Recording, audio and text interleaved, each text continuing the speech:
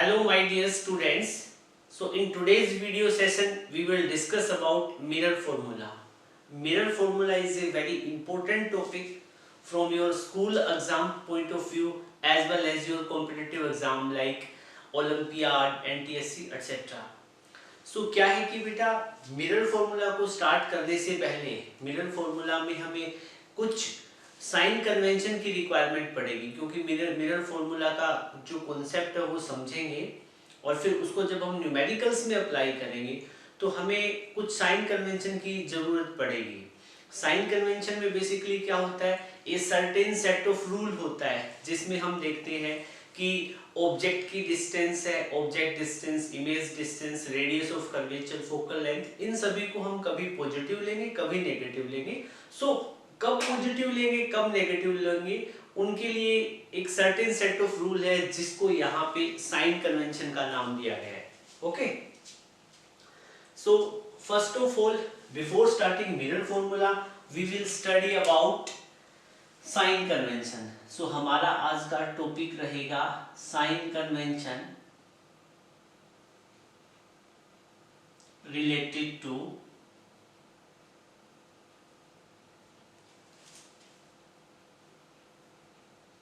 Spherical mirror.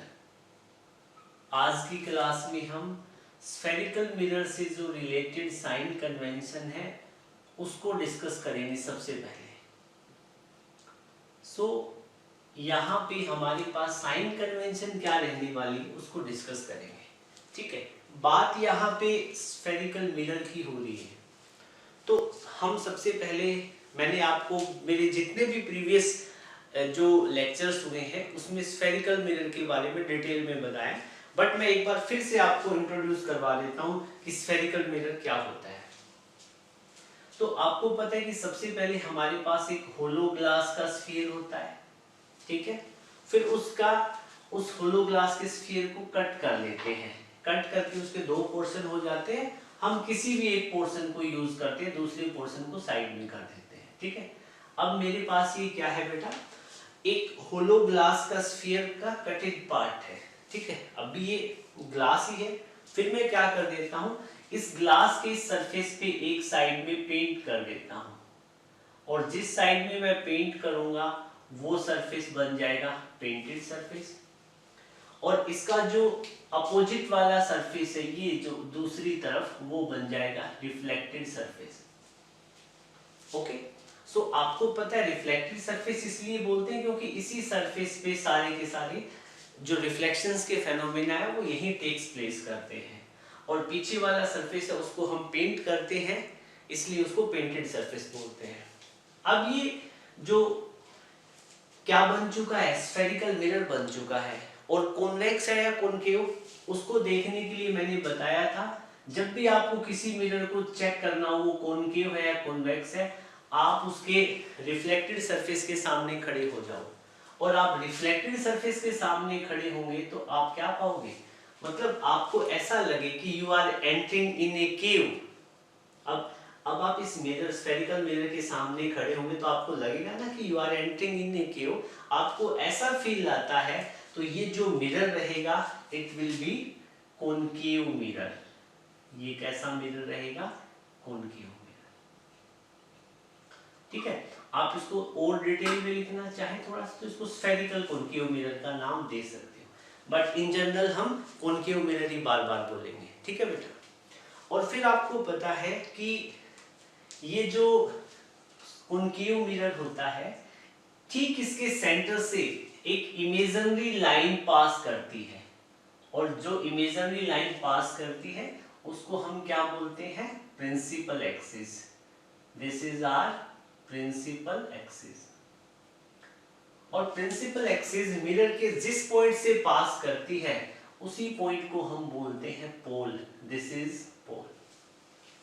Then फिर आपको पता है कि यहाँ पे कुछ और भी टर्म्स होती है, फोकस, सेंटर ऑफ कर्वेचर, उनसे भी मैं आपको इंट्रोड्यूस करवा देता हूँ। वैसे प्रीवियस क्लासेस में हम इसका इंट्रोडक्शन कर चुके हैं। अब ये स्फेरिकल कॉनकेव मिरर है, आपको पता है एक स्फीयर का पार्ट था ये। ठीक है, और उस स्फीयर का सेंटर कहाँ पे रहा होगा, डेफिनेटली यहाँ पे रहा होगा। प्रिंसिपल एक्सिस के सी पॉइंट पे। तो ये जो पॉइंट सी है this is centre of curvature. और आपको पता है पोल और सेंटर ऑफ कर्वेचर के बीच का ये जो मिड पॉइंट होता है इसको हम बोलते हैं फोकस। ये सारी इंफॉर्मेशन हमारे पास है और इनके अबाउट हम डिटेल में पढ़ चुके हैं। ठीक है बेटा, अब हम बात किसकी करेंगे, स्फेरिकल मिरर से रिलेटेड साइन कन्वेंशन की। ठीक है, तो अब ये तो मैंने आपको कॉन्केव मिरर के अबाउट बताया है, ऐसे ही क्या हो सकता है कॉन्वेक्स मिरर। तो कॉन्वेक्स मिरर भी आपको बनाना आता होगा। ठीक है, कॉन्वेक्स मिरर कैसे बनेगा, आप क्या करोगे, सबसे पहले एक स्फीयर लोगे, ये आपने स्फीयर लिया, ग्लास का स्फीयर है, इसको कट करोगे और इसके एक पोर्शन को आप हटा दोगे दूसरे पोर्शन को, और फिर जब इस होलो स्फीयर के बल्जिंग इनवर्ड वाले सरफेस को हम पेंट कर देते हैं, इस वाले सरफेस को हम पेंट कर देंगे, तो अब ये मिरर बन जाएगा। ठीक है, मिरर तो बन गया है, लेकिन यहाँ पे देखो जिस साइड में आपने पेंट किया वो सरफेस बना पेंटेड सरफेस। एक साइड में पेंट करोगे तो ऑटोमेटिकली दूसरी तरफ वो क्या बन जाएगा, रिफ्लेक्टेड सरफेस। ये जस्ट ग्लास का पार्ट है, ये है रिफ्लेक्टेड सरफेस। इसको रिफ्लेक्टेड सरफेस लेफ्ट वाले को इसलिए बोला गया क्योंकि यहाँ रिफ्लेक्शन के फेनोमेना होंगे।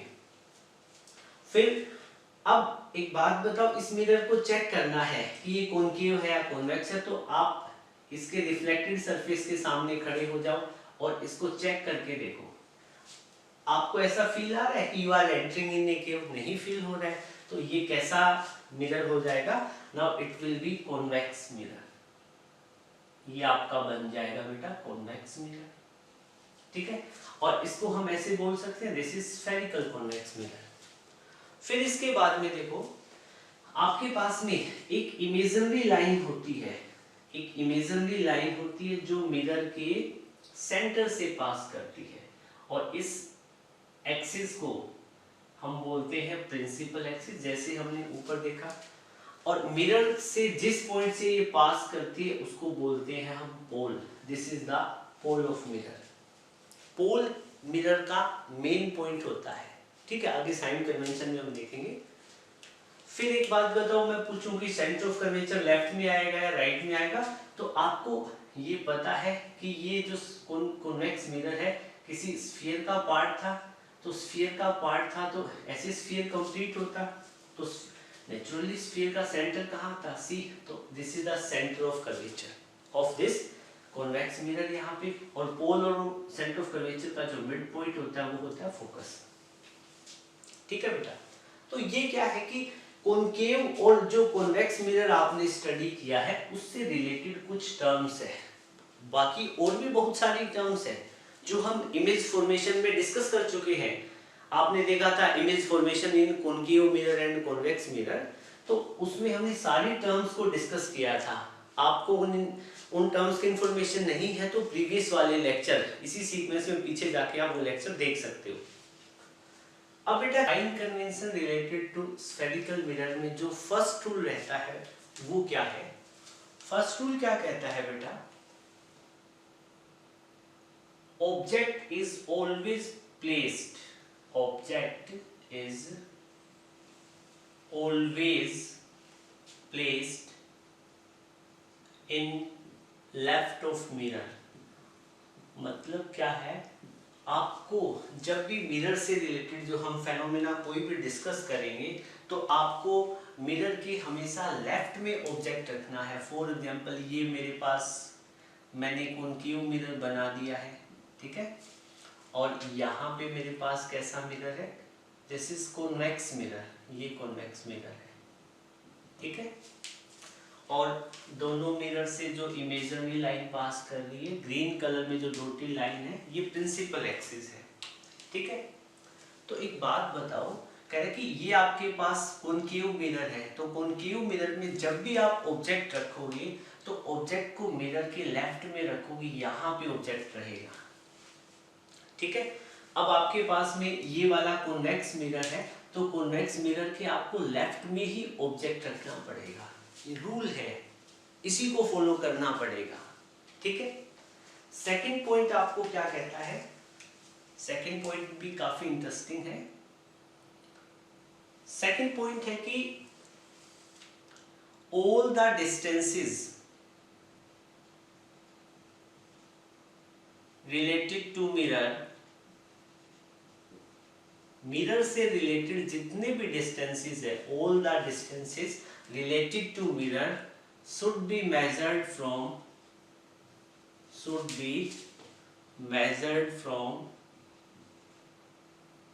pole, सेकेंड रूल बिल्कुल इजी है और ये क्या कह रहे हैं कि मिरर के केस में हमें कई बार कुछ डिस्टेंसेस मेजर करनी पड़ती है, लाइक मिरर से ऑब्जेक्ट कितनी डिस्टेंस पे है, मिरर से इमेज कितनी डिस्टेंस पे फॉर्म हुआ, ओके। और आप उससे ऐसे भी पूछ सकते हैं मिरर और सेंटर ऑफ कर्वेचर के बीच में कितना डिस्टेंस है, मिरर के फोकस का कितना डिस्टेंस है मिरर से, you are getting my point. तो इन सभी केसेस में आपको क्या करना है, जब भी आप डिस्टेंस मेजर करना स्टार्ट करोगे तो आप डिस्टेंस को पोल से मेजर करोगे। पोल मिरर का मेन पॉइंट है जहां से सारी डिस्टेंस मेजर करेंगे। लाइक जैसे फॉर एग्जांपल मैं आपको कहता हूं कि हिसार से दिल्ली कितनी डिस्टेंस पे है, तो आप हिसार की किस जगह से आप डिस्टेंस मेजर करोगे, हिसार के बस स्टैंड से ना। मतलब क्या है, मिरर के केस में एक बस स्टैंड वाला काम करता है ये पोल, ठीक है। आपको इस बात का ध्यान रखना है। जैसे हम इसको थोड़ा सा डिटेल में डिस्कस करते हैं, ठीक है, ताकि फिर न्यूमेरिकल में आपको मजा आएगा, आपकी कमांड अच्छी होगी। आपके पास में ये कॉनकेव मिरर है, ओके, ये कॉनकेव मिरर है और ये मैंने प्रिंसिपल एक्सिस बना दिया है। यहाँ पे मिरर का पोल बनेगा और सपोज यहाँ पे ऑब्जेक्ट रखा हुआ है, ठीक है। ऑब्जेक्ट और मिरर के बीच का जो डिस्टेंस होता है उसको ऑब्जेक्ट डिस्टेंस बोलेंगे।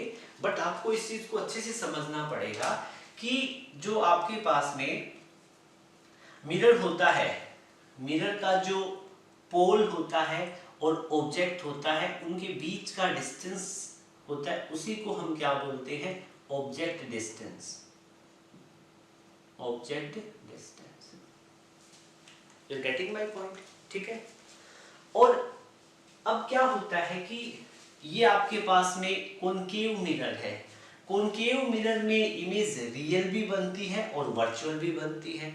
आपको पता है रियल इमेज तो मिरर के सामने स्क्रीन पे बनती है और वर्चुअल इमेज क्या बनती है, बिहाइंड द मिरर बनती है। You are getting my point.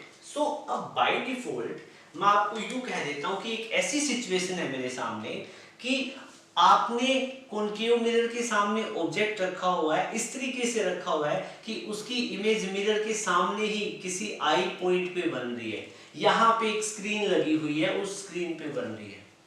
तो मिरर के सामने बनने वाली इमेज क्या होती है, स्क्रीन रियल इमेज होती है और रियल इमेज हमेशा स्क्रीन पे बनेगी। तो आई पॉइंट पे कोई स्क्रीन बनी होगी, वहां पे इस वाले ऑब्जेक्ट की इमेज बन रही है, ठीक है।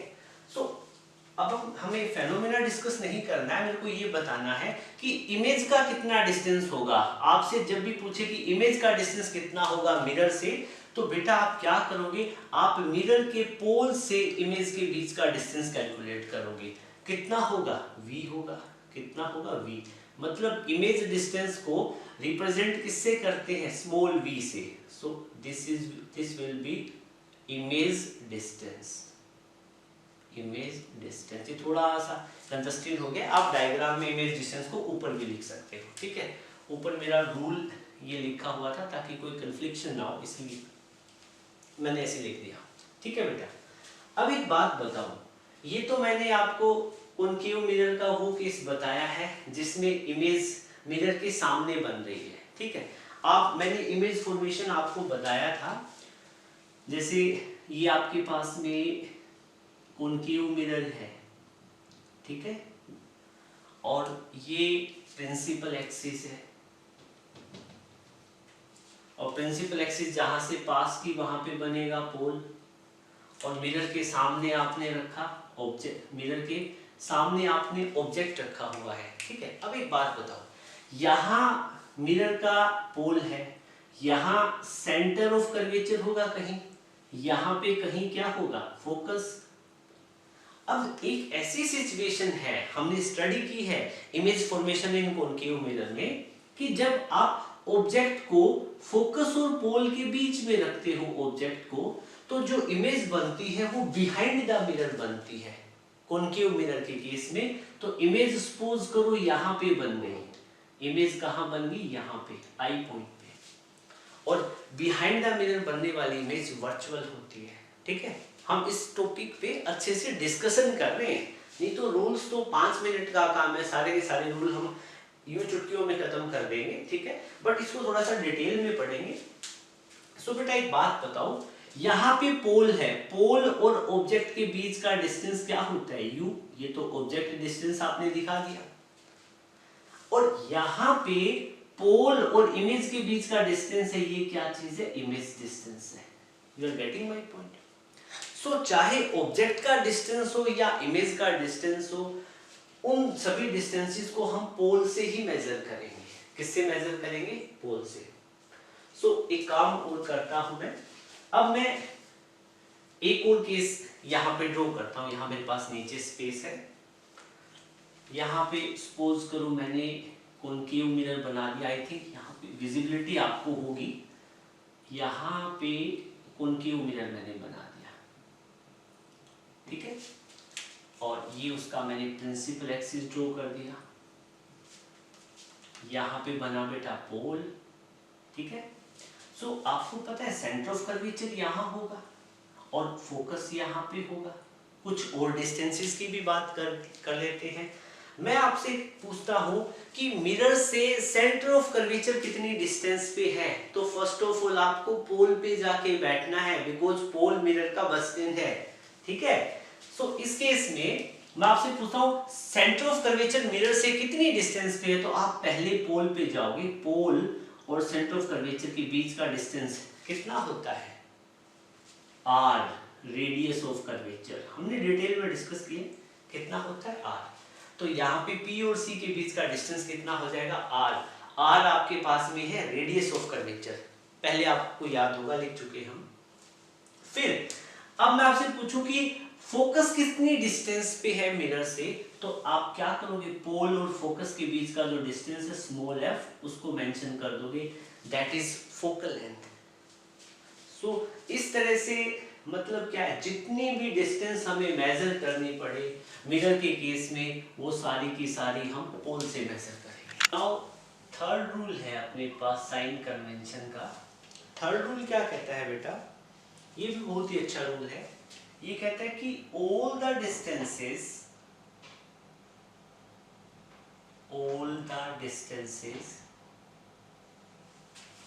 measured in the direction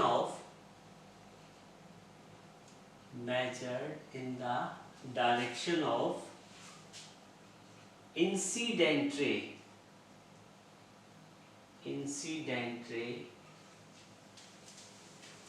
will be taken as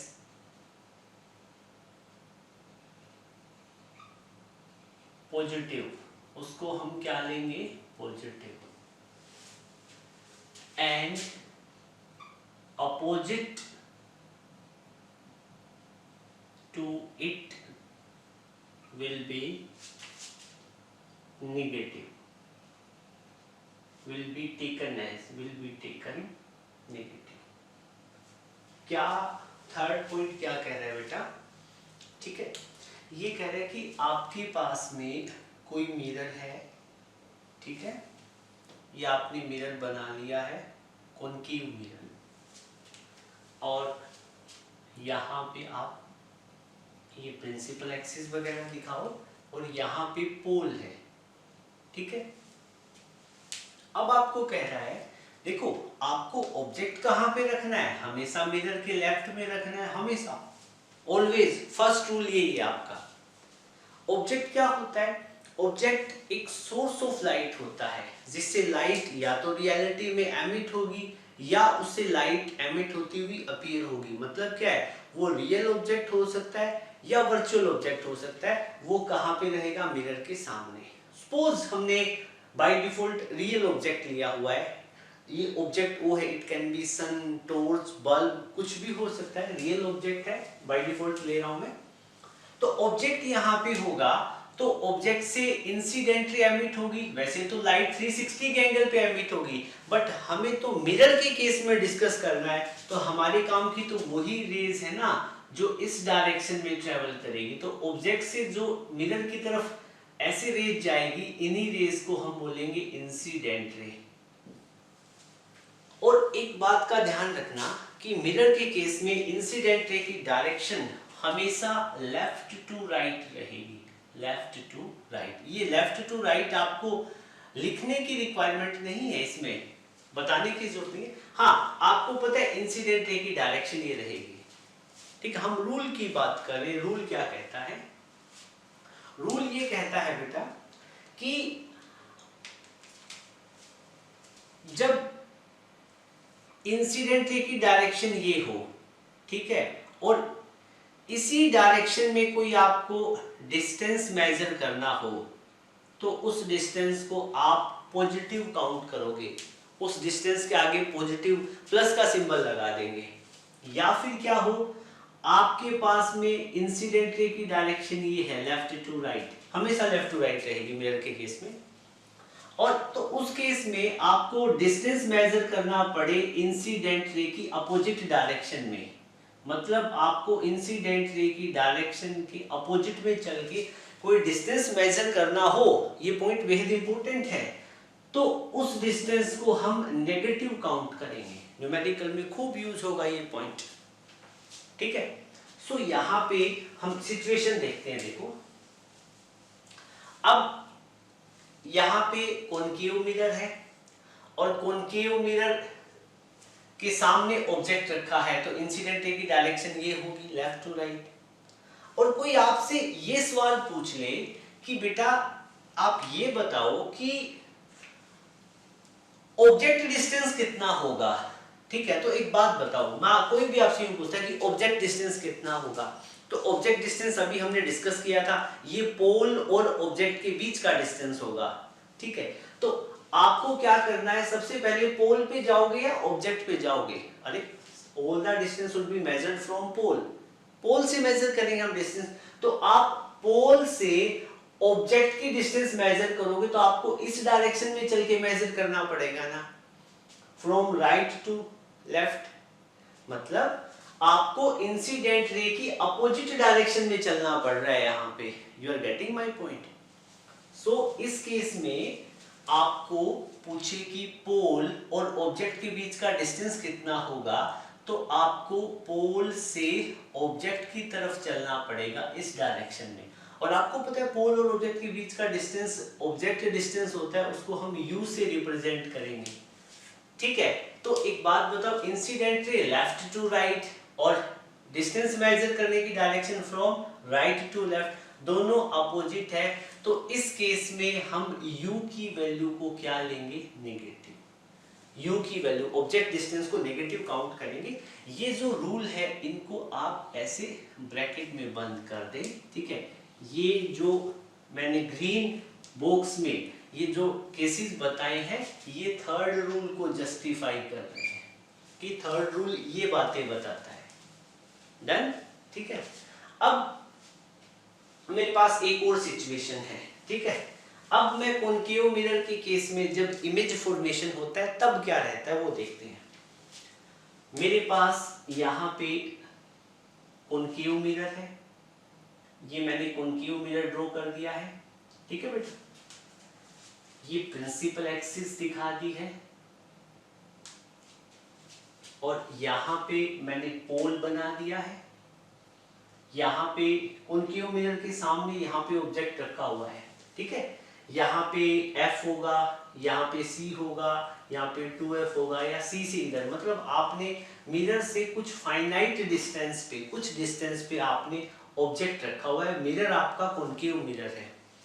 तो आपको पता है कॉनकेव मिरर मैक्सिमम केसेस में रियल इमेज बनाता है, और आपको ये भी पता है रियल इमेज मिरर के सामने बनती है।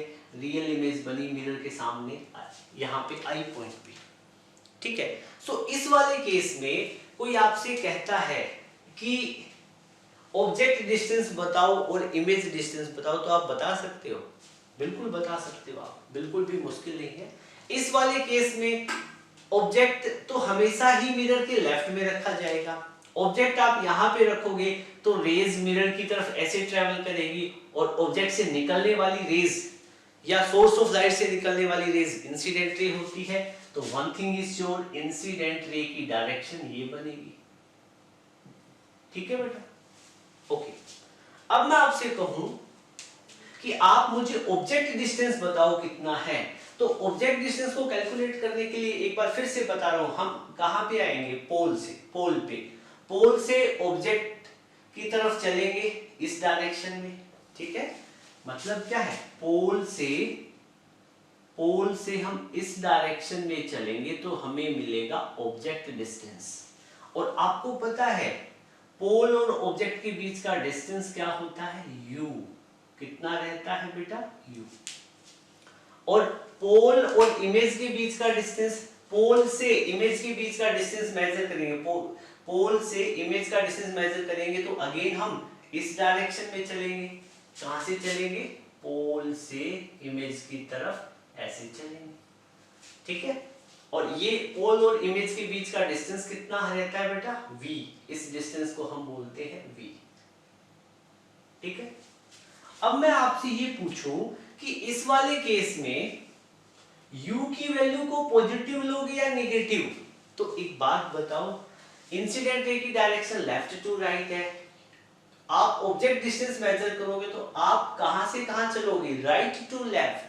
तो आप इंसिडेंट रे की अपोजिट डायरेक्शन में चलोगे, तो जब भी आप इंसिडेंट रे की अपोजिट डायरेक्शन में चलते हो डिस्टेंस को क्या लोगे, नेगेटिव। तो u की वैल्यू को आप क्या कंसीडर करोगे, नेगेटिव।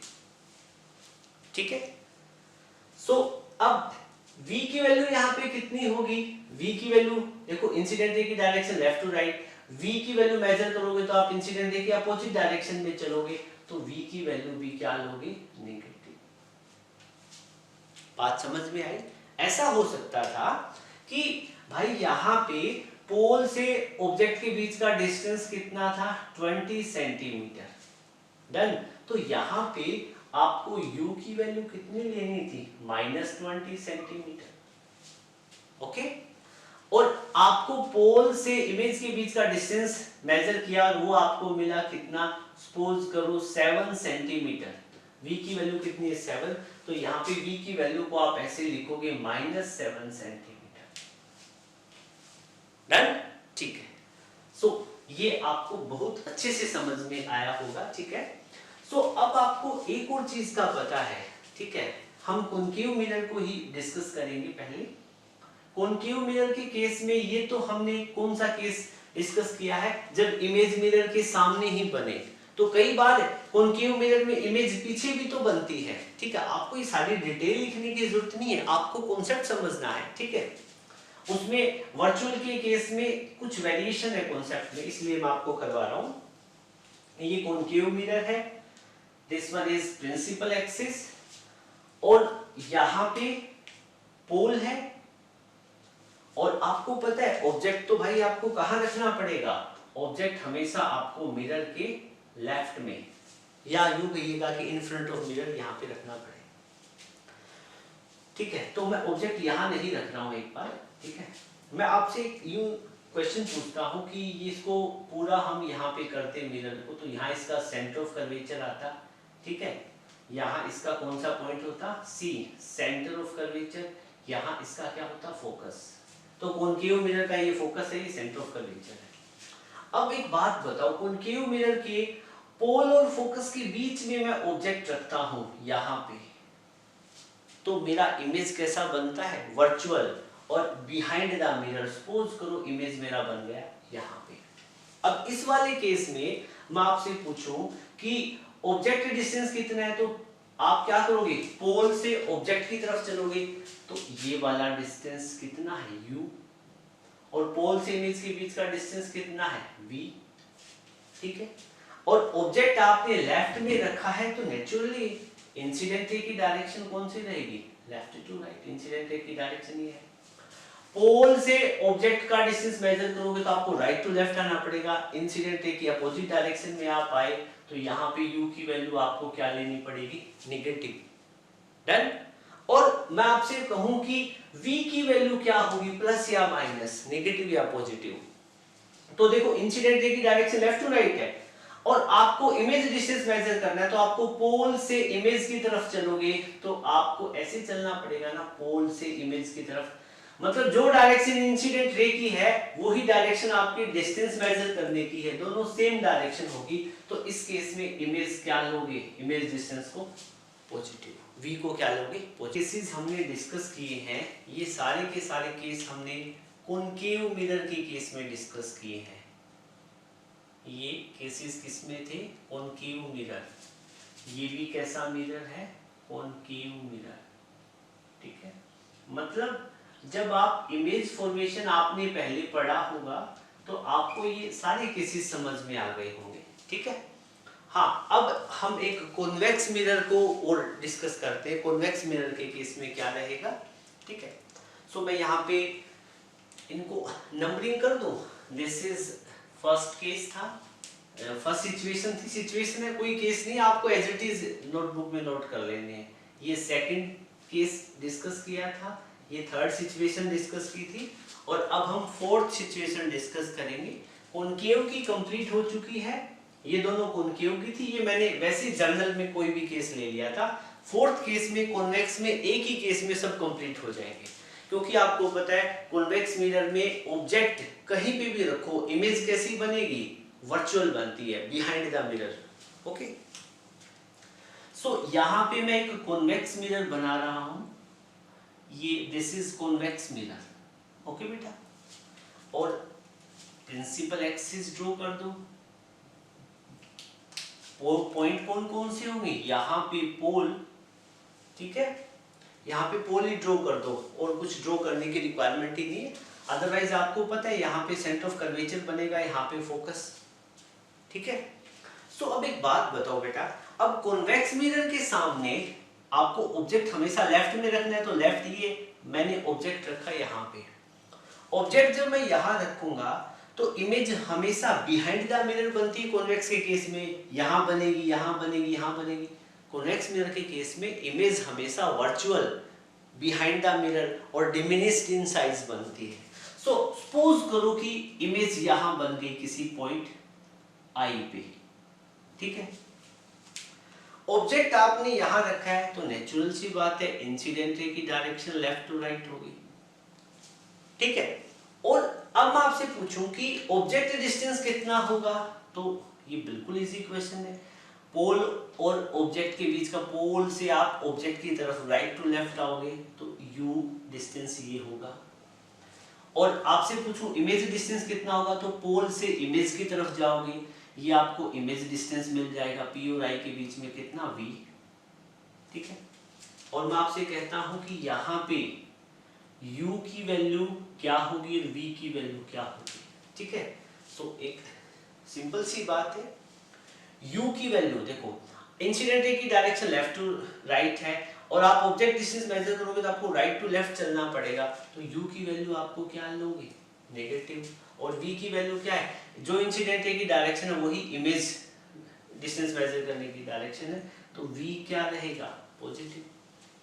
सो कॉन्वेक्स मिरर में ये वाली सिचुएशन रहने वाली है। बेटा आपने सारे के सारे केसेस डिस्कस किए, कॉनकेव के और कॉन्वेक्स के। कॉनकेव में तो ये दो बनेंगे, इमेज रियल बनती है तो और वर्चुअल होती है तो क्या, और कॉन्वेक्स में इमेज हमेशा वर्चुअल बनेगी।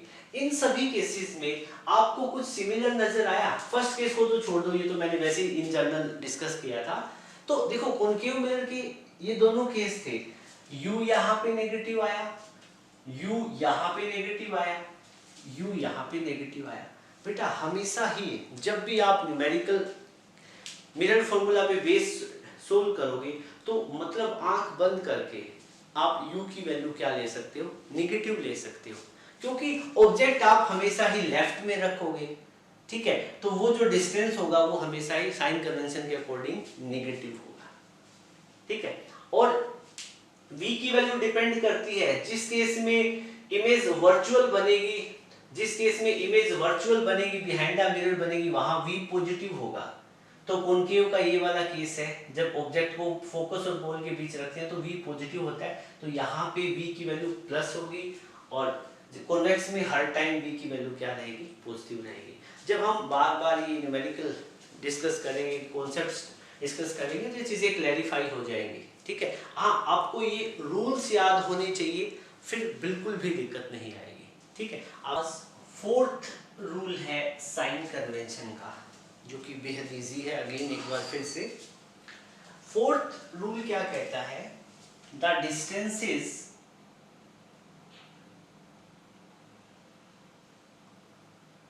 measured above principal axis will be positive। ये क्या कह रहा है बेटा कि प्रिंसिपल एक्सिस से ऊपर कोई भी डिस्टेंस आप मेजर करोगे तो उसको आप पॉजिटिव काउंट करोगे। ठीक है, and distances measured below principal axis will be negative, और प्रिंसिपल एक्सिस से नीचे वाली डिस्टेंस को हम नेगेटिव काउंट करेंगे। ठीक है, सो इसको भी अच्छे से डिटेल में डिस्कस करेंगे हम। देखो क्या है, पहले मैं कॉन्वेक्स का केस लेता हूं। ये मैंने कॉन्वेक्स मिरर का केस लिया, concave mirror, this is concave mirror, principal axis, यहाँ पे कुछ पॉइंट होते हैं आपको पता ही है, यहाँ पे पोल, यहाँ पे फोकस, यहाँ पे सेंटर ऑफ कर्वेचर। ठीक है बेटा, सो आप देखते हो कि जब हम ऑब्जेक्ट को, आपके पास में देखो कॉनकेव मिरर के सामने आप दो तरह के ऑब्जेक्ट रख सकते हो। एक तो आपके पास पॉइंट साइज का ऑब्जेक्ट है, ठीक है, जो बिल्कुल छोटा है, और दूसरा होता है आपके पास फाइनाइट साइज का ऑब्जेक्ट, मतलब जिस ऑब्जेक्ट, जो सोर्स ऑफ लाइट है, ऑब्जेक्ट का मतलब सोर्स ऑफ लाइट है, रियल भी हो सकता है, वर्चुअल भी हो सकता है, तो रियल ऑब्जेक्ट, वर्चुअल ऑब्जेक्ट। तो आपके पास कोई भी ऑब्जेक्ट है, तो पॉइंट साइज के ऑब्जेक्ट की बात नहीं कर रहा मैं, पॉइंट साइज के ऑब्जेक्ट की बात नहीं कर रहा मैं, एक ऐसे ऑब्जेक्ट की बात कर रहा हूं जिसका साइज फाइनाइट है, जिस ऑब्जेक्ट का size 1 centimetre, 2 centimetre, 3 centimetre, 4 centimetre, 10 centimetre कुछ है। ठीक है, जैसे फॉर एग्जांपल आपके सामने एक प्लेन मिरर है, और प्लेन मिरर के सामने आप खड़े हो जाओगे, तो आप प्लेन मिरर के लिए ऑब्जेक्ट का काम करोगे, तो आपकी जितनी हाइट होगी, तो आप एक फाइनाइट साइज के ऑब्जेक्ट, तो आप 5 फीट के हो, 6 फीट के हो, तो वो क्या हो जाएगी, height of object. You are getting my point. ठीक है, तो अब हमने क्या करना है, ये जो आप कॉनकेव मिरर देख रहे हो, इस कॉनकेव मिरर के सामने हमें एक ऑब्जेक्ट रखना है। यहां पे सपोज करो मैंने एक ऑब्जेक्ट रखा है पॉइंट ओ पे, पॉइंट ओ पे एक ऑब्जेक्ट रखा है, और उस ऑब्जेक्ट का जो हाइट है वो कितना है, उस ऑब्जेक्ट को मैं पॉइंट कर रहा हूं, इस ऑब्जेक्ट को मैंने नाम दिया ए बी। ए बी एक ऑब्जेक्ट है, ए बी एक ऑब्जेक्ट है, तो इस ऑब्जेक्ट का कुछ हाइट होगा ना, इस ऑब्जेक्ट का सपोज करो हाइट कितना है, h1। और आप देखते हो कॉनकेव मिरर के सामने जो ऑब्जेक्ट हम रखते हैं, तो उसकी इमेज कैसी बनती है, रियल इमेज बनती है, और रियल इमेज हमेशा मिरर के सामने बनेगी, तो यहाँ पे इमेज बनेगी। तो रियल इमेज को बनने के लिए कोई स्क्रीन चाहिए, तो यहाँ आपको कोई स्क्रीन लगानी पड़ेगी। ठीक है, तो यहाँ आप स्क्रीन लगाओगे तो इस वाले ऑब्जेक्ट की इमेज बनेगी रियल, और रियल इमेज हमेशा इन्वर्टेड होती है। सपोज करो कि इसकी इमेज बन गई यहाँ पे। ठीक है, तो जिस पॉइंट पे इमेज बनी मैं उस पॉइंट को आई से रिप्रेजेंट कर देता हूं। ठीक है, और इन्वर्टेड इमेज बनी है, तो ये ए बी ऑब्जेक्ट था, तो इसकी इमेज बन जाएगी बी। इसकी इमेज क्या बनेगी, इसकी इमेज को मैं मेंशन कर देता हूं, इमेज बनेगी बी डैश ए डैश। ठीक है, ऑब्जेक्ट की हाइट h1 थी, तो हो सकता है इमेज की हाइट कितनी हो, h2, कुछ ना कुछ तो वैल्यू होगी। You are getting my point. ठीक है, सो इस वाले केस में मैं जो रूल अपना क्या कहता है, रूल क्या कहता है, रूल कहता है कि आपके पास में ये प्रिंसिपल एक्सिस है, ये प्रिंसिपल एक्सिस है, प्रिंसिपल एक्सिस से ऊपर का कोई भी डिस्टेंस है, प्रिंसिपल एक्सिस से ऊपर का कोई भी डिस्टेंस है, आप उसको पॉजिटिव काउंट करोगे, और प्रिंसिपल एक्सिस से जो नीचे का कोई भी डिस्टेंस है आप उसको नेगेटिव काउंट करोगे। बस ये तो बिल्कुल ही इजी लो है, this is pretty easy rule. ठीक है, अब इस वाले केस में बात करते हैं। ठीक है, ये कॉन्केव मिरर का वो केस है जिसमें इमेज कैसी बन रही है, रियल इमेज बन रही है। ठीक है, तो अब यहाँ पे इस for this very particular case h1 की वैल्यू प्लस होगी या माइनस होगी? भाई हाइट जो ऑब्जेक्ट आपने रखा है प्रिंसिपल एक्सिस के ऊपर रखा हुआ है, और प्रिंसिपल एक्सिस से ऊपर वाली हाइट को हम क्या काउंट करेंगे? पॉजिटिव, तो h1 क्या रहेगा? पॉजिटिव। दूसरा केस क्या है? h1 क्या है? Height of object. ये क्या चीज है? Object. O stand for object, मैं यहाँ पे मेंशन कर देता हूँ, कंफ्यूजन नहीं होनी चाहिए आपको किसी भी तरह से। और I यहाँ पे क्या है? इमेज। तो AB ऑब्जेक्ट है और B डैश A डैश जो इन्वर्टेड बनी है इमेज है। सो यहाँ पे ऑब्जेक्ट की हाइट पॉजिटिव लेंगे और इमेज की हाइट को हम क्या लेंगे? नेगेटिव। ये है साइन, जो फोर्थ रूल है साइन कन्वेंशन का, ये जस्टिफाई करता है। ठीक है, फिर कॉन्केव मिरर के रूल, इमेज फॉर्मेशन हमने बहुत अच्छे से पढ़ा हुआ है। हम एक और केस स्टडी करते हैं कॉन्केव मिरर से रिलेटेड। ये मेरे पास क्या है? कॉन्केव मिरर है, प्रिंसिपल एक्सिस कह दो सर, प्रिंसिपल एक्सिस बना के थकोगे नहीं क्या? यहाँ पे पोल है और आप यहाँ पे पोल है, यहाँ पे सेंटर ऑफ कर्वेचर है, यहाँ पे क्या है? फोकस है। ठीक है, और आपने अब ऑब्जेक्ट कहाँ रखा हुआ है? कॉन्केव मिरर के केस में। ये केस कैसा है? कॉन्केव मिरर का है, केस है कॉन्केव मिरर का। शॉर्ट फॉर्म लिखिए या MR, आप इसको मिरर लिखोगे पूरा। ठीक है, सो अब आपने ऑब्जेक्ट कहाँ पे रखा है? पोल और फोकस के बीच में, यहाँ पे ऑब्जेक्ट रखा है, और जो आपने ऑब्जेक्ट रखा है वो क्या है? AB। ये ऑब्जेक्ट कैसा है? AB।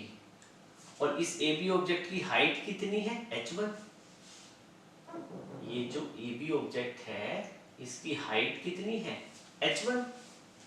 और अब एक बात बताओ, जब भी कॉन्केव मिरर के पोल और फोकस के बीच में जब आप ऑब्जेक्ट रखते हो तो इमेज कहाँ बनती है? Behind the mirror. कैसे बनती है? Behind the mirror. और इमेज का साइज बड़ा बनता है, आई थिंक जहां तक मुझे याद है, तो इमेज का साइज बन जाएगा यहाँ पे A डैश B डैश। ठीक है, और जो इमेज बनेगी तो उस इमेज की भी कुछ हाइट होगी, h2 हाइट होगी। तो जब भी वर्चुअल इमेज बनती है वो इरेक्ट बनती है, मतलब सीधी बनती है, प्रिंसिपल एक्सिस के ऊपर बनती है। सो इस वाले केस के लिए मैं आपसे बात करूं तो h1 की, फॉर दिस वेरी केस, इस केस के लिए h1 की वैल्यू क्या होगी? पॉजिटिव, क्योंकि हाइट प्रिंसिपल एक्सिस के ऊपर है। h2 हाइट क्या है? ये भी प्रिंसिपल एक्सिस से ऊपर है, तो इसको भी हम क्या लेंगे? पॉजिटिव काउंट करेंगे। तो ये तो केस किसके थे बेटा? दोनों कॉन्केव मिरर के केस में। अब एक कॉन्वेक्स का भी डिस्कस कर लेते हैं। ठीक है, मुझे पता है आप क्लास में पूरा एंजॉय कर रहे हो।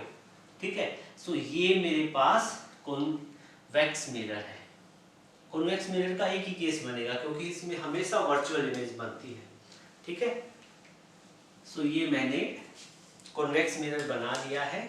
यहाँ पे कॉन्वेक्स मिरर का पोल है। सपोज करो यहाँ पे ऑब्जेक्ट रखा हुआ है, यहाँ रखो, यहाँ रखो, यहाँ रखो, कोई फर्क नहीं पड़ता। इन्फिनिटी भी रखोगी तो भी इमेज कैसी बनेगी? वर्चुअली बनेगी। सो आपने ऑब्जेक्ट रखा है यहाँ पे, और जो आपका ऑब्जेक्ट है वो क्या है? AB, और उसकी हाइट कितनी है? h1। और जब आप कॉन्वेक्स मिरर के सामने ऑब्जेक्ट रखोगे जिसकी हाइट h1 है, तो उसकी इमेज कॉन्वेक्स मिरर के बिहाइंड बनेगी और वो डिमिनिश्ड इन साइज होती है। ठीक है, आप बेटा एक बार है ना इमेज फॉर्मेशन कॉन्केव और कॉन्वेक्स में जरूर पढ़ लेना, इस टॉपिक को पढ़ने से पहले, या एक साथ ही साथ आप देख लेना। सो यहाँ पे इसकी इमेज बनेगी A डैश B डैश, और जिस पॉइंट पे बनी वो ये पॉइंट I है, और जो इमेज बनेगी उस इमेज की एक हाइट होगी और सपोज इमेज जो फॉर्म होगी यहाँ पे इसका हाइट रहेगा h2।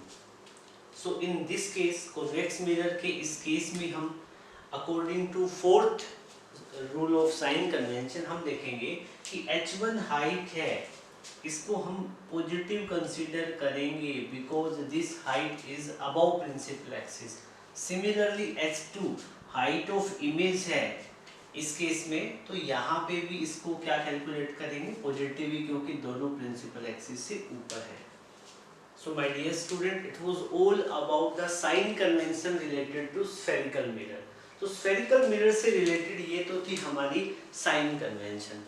सो अब इसके बाद में हम जो डिस्कस करेंगे वो अपना अगला टॉपिक है मिरर फॉर्मूला। मिरर फॉर्मूला पे आपके जो सीबीएसई एग्जाम होते हैं उसमें एक क्वेश्चन कंफर्म आता है। आप ये वीडियो को पॉज करके नोट तो कर लिया होगा ना। सो अब क्या है कि एक क्वेश्चन आपके न्यूमेरिकल है या कॉन्सेप्चुअल क्वेश्चन है, मिरर फॉर्मूला पे बेस्ड आपको फाइनल एग्जाम में देखने को मिलेगा। तो मैं आपसे पूछता हूं कि मिरर फॉर्मूला क्या होता है, what do you mean by mirror formula. So क्या कोई आइडिया है आपको, आपने पहले नहीं पढ़ा होगा। बेसिकली क्या होता है बेटा, मिरर फॉर्मूला एक रिलेशन होता है। It is the relation between object distance, image distance and focal length. इन तीनों के बीच का जो रिलेशन होता है उसको हम क्या बोलते हैं, mirror formula.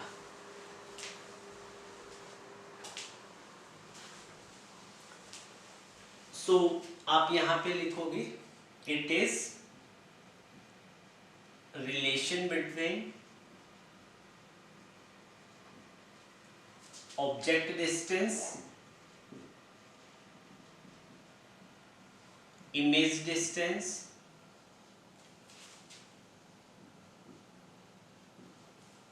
And focal length. ये फोकल लेंथ, इन तीनों के बीच का जो रिलेशन होता है हम उसको मिरर फॉर्मूला बोलेंगे। तो आपको पता है कि ऑब्जेक्ट डिस्टेंस को हम u से रिप्रेजेंट करते हैं, इमेज डिस्टेंस को v से और फोकल लेंथ को f से।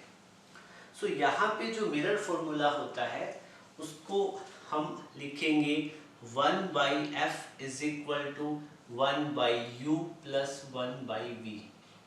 ये जो फॉर्मूला हमें मिला है इसी फॉर्मूले को हम कहते हैं मिरर फॉर्मूला। बेटा ये जो फॉर्मूला मैंने आपके सामने लिखा है इस फॉर्मूले को हम डिराइव भी कर सकते हैं।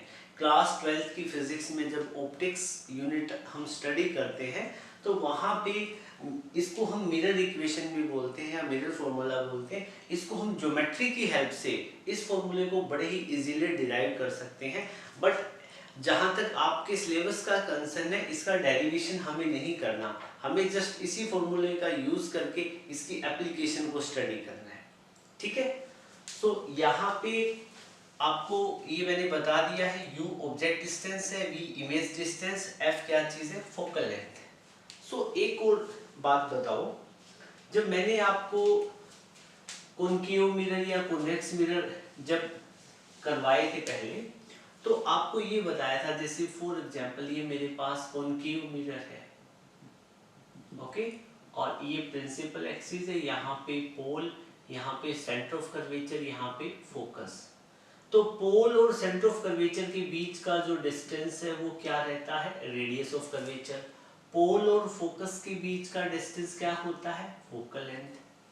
तो जब हम ज्योमेट्री देखते हैं तो ज्योमेट्री से हमें पता चलता है कि जो PF की वैल्यू है, पोल और फोकस के बीच का डिस्टेंस है, वो पोल और सेंटर ऑफ कर्वेचर के बीच में जितना डिस्टेंस होता है उसका हाफ होता है। PF क्या चीज है, फोकल लेंथ। PC क्या चीज है, रेडियस ऑफ कर्वेचर अपॉन में 2। मतलब ज्योमेट्रिकली हम ये कह सकते हैं कि रेडियस ऑफ कर्वेचर को हाफ करेंगे, कोई भी मिरर है उसका जितना रेडियस ऑफ कर्वेचर होता है उसका हाफ करेंगे तो वो उस मिरर की फोकल लेंथ होगी। ठीक है, तो इसी इक्वेशन को हम यहाँ पे पुट कर सकते हैं। तो हम पुट करेंगे ये वैल्यू, ठीक है। सो अब आप यहाँ पे लिखोगे सिंस जो फोकल लेंथ क्या होती है, half of radius of curvature. तो आपका फॉर्मूला क्या बन जाएगा, 1 अपॉन में एफ की जगह क्या पुट कर दोगे, r अपॉन में 2 is equal to 1 by u plus 1 by v. और आपको पता है ये 2 कहाँ चला जाएगा, ऊपर। तो इक्वेशन ये क्या बन जाएगी, 2 by r is equal to 1 by u plus 1 by v. तो मिरर फॉर्मूले को आप ऐसे भी लिख सकते हो, ठीक है। तो मिरर फॉर्मूला आप ऐसे लिखते हो तो भी ठीक है, और इस फॉर्मेट में लिखते हो तो भी ठीक है, ठीक है। यहाँ पे u v f का आपको पता है, r नई टर्म आई है, r क्या होती है, radius of curvature. Done, okay. So अब इसके बाद में क्या है बेटा, हम एक और चीज डिस्कस करेंगे मिरर से रिलेटेड, ठीक है, और वो होता है लीनियर मैग्निफिकेशन। मिरर के केस में हम डिस्कस करेंगे लीनियर मैग्निफिकेशन। क्या रहता है लीनियर मैग्निफिकेशन, लीनियर मैग्निफिकेशन को हम m से रिप्रेजेंट करेंगे, स्मॉल m के सिंबल से। और ये क्या होता है, it is the ratio of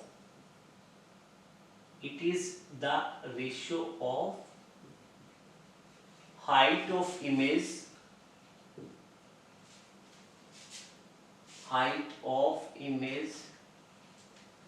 and height of object। बेटा लीनियर मैग्निफिकेशन एक कांस्टेंट फैक्टर होता है जो दो क्वांटिटी का रेशियो होता है, दो फिजिकल क्वांटिटी का रेशियो होता है। एक तो होती है वो इमेज की हाइट और दूसरी होती है ऑब्जेक्ट की हाइट।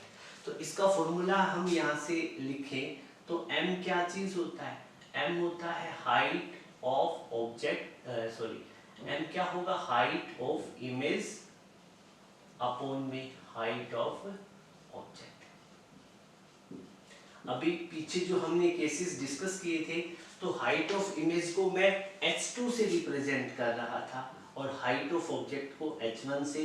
तो मैग्निफिकेशन का जो फॉर्मूला रहेगा वो रहेगा h2 बाई h1। डन, बहुत ही इजी कॉन्सेप्ट है, इसमें कहीं कोई रॉकेट साइंस नहीं है, बस ये आपको चीजें समझ में आनी चाहिए, ठीक है। सो अब मेरे पास कुछ स्पेशल केसेस है मैग्निफिकेशन से रिलेटेड, कुछ स्पेशल केसेस है, ठीक है। स्पेशल केस यहाँ हमारे पास दो केस बनेंगे, तो हम दोनों केसेस को डिस्कस करेंगे, ठीक है बेटा। सो देखो आप यहाँ पे मेरे पास एक कॉनकेव मिरर है, ठीक है। ये कॉनकेव मिरर मैंने ड्रॉ कर दिया है और कॉनकेव मिरर के सामने मैंने ऑब्जेक्ट रखा हुआ है। क्या रखा हुआ है, ऑब्जेक्ट। ये ऑब्जेक्ट है AB और इस ऑब्जेक्ट का हाइट कितना है, h1, ठीक है। अब कॉनकेव मिरर से कुछ फाइनाइट डिस्टेंस पे मैंने ऑब्जेक्ट रखा हुआ है AB, मतलब मैंने कॉनकेव मिरर के पोल और फोकस से, मतलब फोकस से इधर रखा हुआ है, फोकस से लेफ्ट में ऑब्जेक्ट रखा हुआ है यहाँ पे। तो अब इस ऑब्जेक्ट की जो इमेज है वो आपको पता है कैसी बनेगी, इन्वर्टेड बनेगी। यहाँ बने, यहाँ बने, यहाँ बने, यहाँ बने। मैं बाय डिफॉल्ट इसकी इमेज कहाँ दिखा देता हूँ, यहाँ पे। ये इमेज बनी B', A'। अब जो इमेज बनेगी तो इस इमेज की भी कोई हाइट होगी, कितनी रहेगी, h2। अब इस पर्टिकुलर केस में मेरे को निकालनी हो मैग्निफिकेशन, तो मैग्निफिकेशन का फॉर्मूला क्या होता है, h2 बाई h1। बट एक बात बताओ, साइन कन्वेंशन क्या कहती है, आपको साइन कन्वेंशन फॉलो करनी पड़ेगी। अब इस वाले केस में एक बात बताओ, h1 हाइट क्या रहेगी, positive, h1 height principal axis से ऊपर है तो ये positive, h2 height principal axis से नीचे आई है तो ये नेगेटिव। तो इस केस में h1 की कुछ वैल्यू होगी, h2 की वैल्यू होगी, दोनों को सोल्व करोगे तो मैग्निफिकेशन की वैल्यू आपको क्या मिली, नेगेटिव। नेगेटिव में मैग्निफिकेशन की वैल्यू मिलेगी, ठीक है। सो नेगेटिव में मैग्निफिकेशन कब मिलती है, ठीक है। अब कब मिली, जब इमेज कैसी बनी, मिरर के सामने बनी हुई है। और मिरर के सामने वाली बनने वाली इमेज कैसी होती है, रियल इमेज होती है और इन्वर्टेड होती है, ठीक है।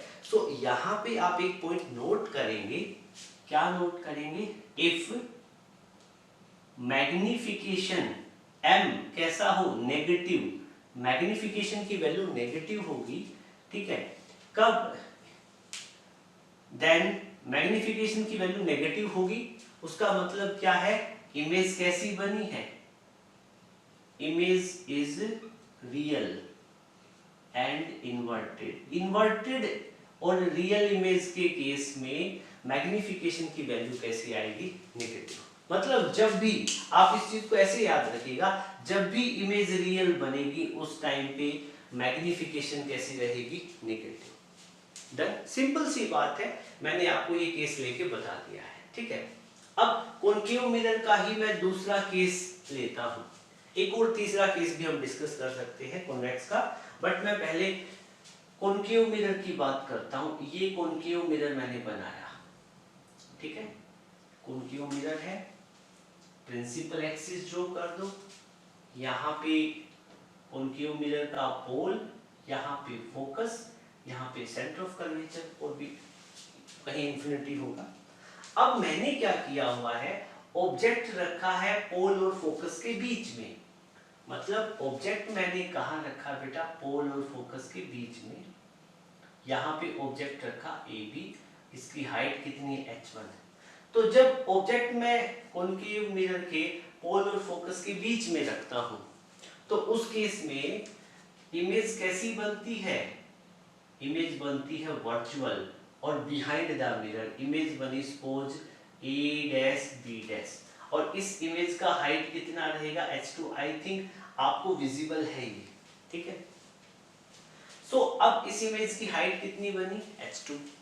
सो इस वाले केस में जब मैं मैग्निफिकेशन की वैल्यू फाइंड आउट करूं फॉर दिस वेरी केस, तो मैग्निफिकेशन का फॉर्मूला होता है h2/h1। तो यहाँ पे देखो h1 प्रिंसिपल एक्सिस से ऊपर है, पॉजिटिव, h2 भी प्रिंसिपल एक्सिस से ऊपर है, पॉजिटिव, तो मैग्निफिकेशन कैसी आई, पॉजिटिव। मतलब क्या कहता है, यहाँ पे ये चीज सामने आ रही है कि इफ मैग्निफिकेशन पॉजिटिव है, ठीक है, या यूं कह दो कि इमेज कैसी है, वर्चुअल बन रही है, तो मैग्निफिकेशन क्या है, पॉजिटिव है। इसका मतलब क्या है, then image will be virtual. आज बेटा मैग्निफिकेशन की बात कर रहे थे, मैग्निफिकेशन आपको अच्छे से समझ में आ ही चुका है, मैंने अभी रब कर दिया है, आपने नोट भी कर दिया होगा। मैग्निफिकेशन क्या था, हाइट ऑफ इमेज और हाइट ऑफ ऑब्जेक्ट का रेशियो था, ठीक है। सो अब एक बात बताओ, अब आपने दो केस देख लिए थे, मतलब क्या है, एक केस तो था कि मैग्निफिकेशन नेगेटिव आई और दूसरे केस में magnification positive I.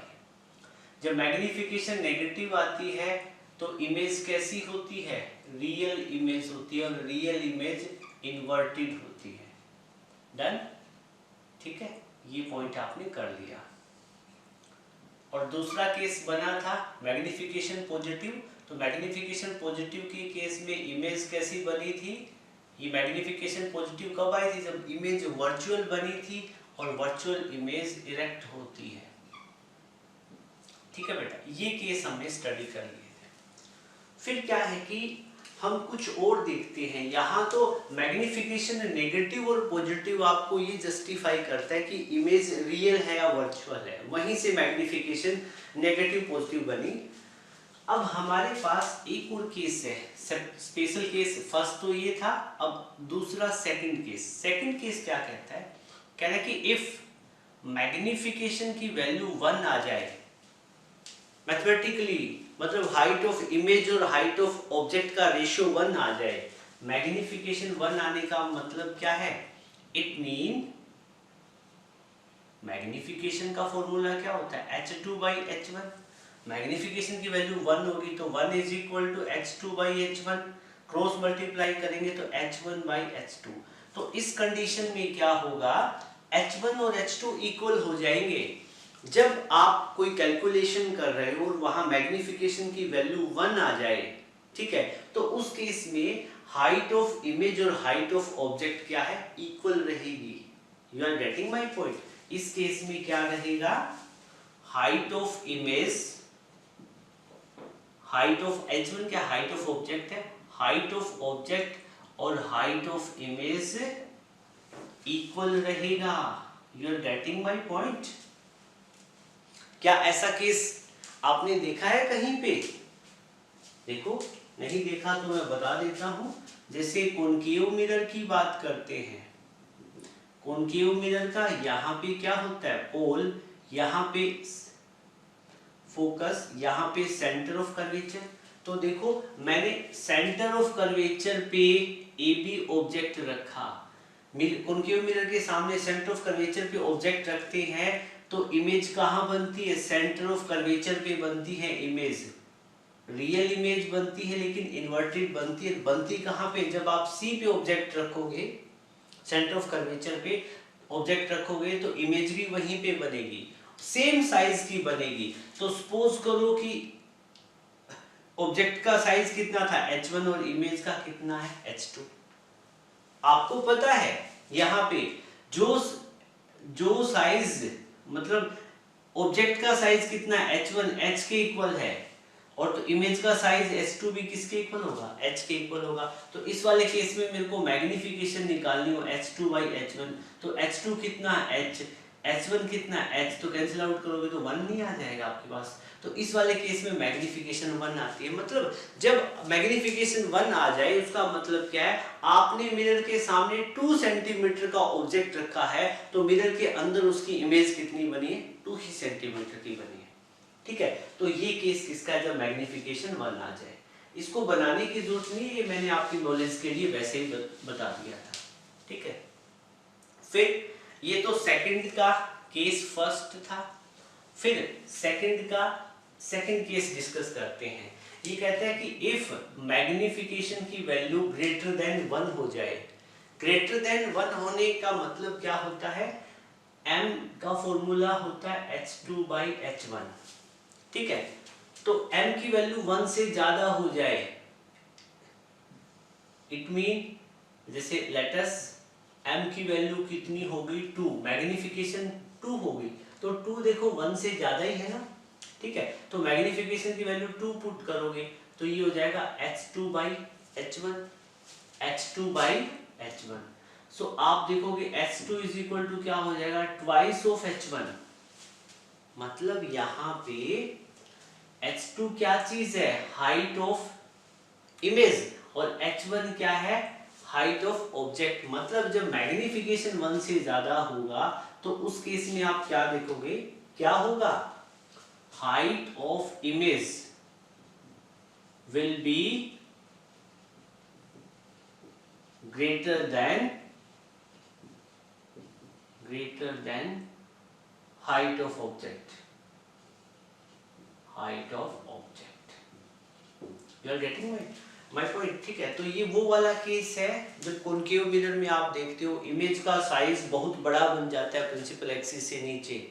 You are getting my point? तो अलग अलग लोकेशन, मतलब मैग्निफिकेशन 1 से ज्यादा हो तो इसका मतलब क्या है? उसका मतलब ये है जितनी ज्यादा मैग्निफिकेशन होगी उतनी ही ज्यादा इमेज की हाइट ज्यादा होगी। मैग्निफिकेशन 1 होगी तो इमेज और ऑब्जेक्ट का साइज इक्वल होगा। और तीसरी कंडीशन क्या हो सकती है? तीसरी कंडीशन ये हो सकती है, सी पार्ट लिखता हूं, if magnification become less than 1, तो उस केस में क्या होगा? आपको पता है मैग्निफिकेशन का फॉर्मूला क्या होता है? h2 by h1। मैग्निफिकेशन 1 से लेस है, 1 से लेस होने का मतलब कितनी है? हाफ हो जाए, 1/4 हो जाए। ठीक है, तो लेट अस सपोज मैग्निफिकेशन कितना हो जाए? 0.5। कितना हो जाए? 0.5, या 0.5 को मैं क्या कह सकता हूँ? 1/2। तो 1/2 1 से छोटा ही है, तो इस केस में क्या रहेगा?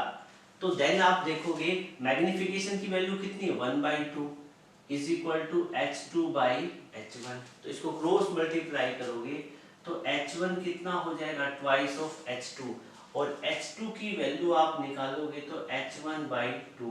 मतलब यहाँ पे क्या है? h2 हाइट ऑफ इमेज है, h1 हाइट ऑफ ऑब्जेक्ट है, तो हाइट ऑफ इमेज क्या है? हाइट ऑफ ऑब्जेक्ट की आधी हो जाएगी। तो इस वाले केस में क्या रहेगा? हाइट ऑफ, जब मैग्निफिकेशन 1 से लेस होगी तो height of image will be smaller than object, smaller than object। तो ये 3 केस है, आपको अच्छे से आने चाहिए, ठीक है बेटा। अब इन केसेस के अलावा हमारा मैग्निफिकेशन से रिलेटेड एक पॉइंट और रह जाता है। वो पॉइंट क्या कहता है, कह रहा है कि मैग्निफिकेशन अभी तक हमने पढ़ा, मैग्निफिकेशन का फॉर्मूला क्या होता है, हाइट ऑफ इमेज और हाइट ऑफ ऑब्जेक्ट का रेशियो होता है, ठीक है। आप लिखोगे magnification is also ratio of image distance and object distance। मतलब मैग्निफिकेशन इमेज डिस्टेंस और ऑब्जेक्ट डिस्टेंस का भी रेशियो होता है। मैग्निफिकेशन का फॉर्मूला होता है क्या, इमेज डिस्टेंस अपॉन में ऑब्जेक्ट डिस्टेंस।